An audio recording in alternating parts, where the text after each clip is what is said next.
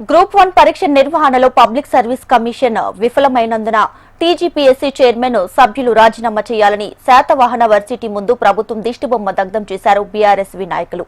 అడిగిన వారిని అరెస్టులు చేయడం కాదు, గ్రూప్ 1 పరీక్షల్లో అవకతవకలకు పాల్పడ్డ వారిపై కఠిన చర్యలు తీసుకోవాలని డిమాండ్ చేశారు జిల్లా గ్రంథాలయ సంస్థ మాజీ చైర్మన్ పొన్నం అనిల్ గౌడ్.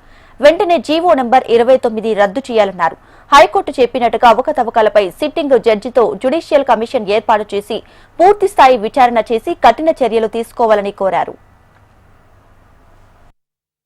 చైర్మన్ మరియు సభ్యుల వెనుక ప్రభుత్వం ఉన్నది.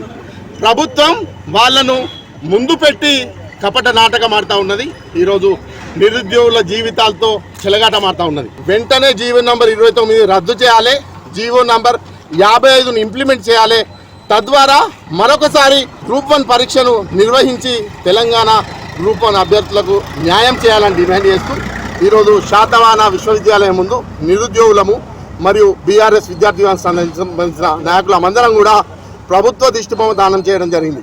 ప్రభుత్వం టీజీపీఎస్సీ అనే ఒక స్వయం ప్రతిపత్త సంస్థను ప్రభుత్వం చేతి సంస్థగా, జేబు సంస్థగా, చెంచా సంస్థగా మార్చుకొని ఈరోజు తెలంగాణ నిరుద్యోగులను మరియు గ్రూప్ 1 అభ్యర్థుల జీవితాలతో చెలగాటమాడుతూ ఉన్నది. నేను ఈ ప్రభుత్వాన్ని డిమాండ్ చేస్తా ఉన్నా, ఏ నిరుద్యోగుల యొక్క ఆశల మీద గూడు కట్టుకొని ఈరోజు ప్రభుత్వం ఏర్పాటు చేసినావో అదే నిరుద్యోగులకు నువ్వు అన్యాయం చేస్తున్నావు.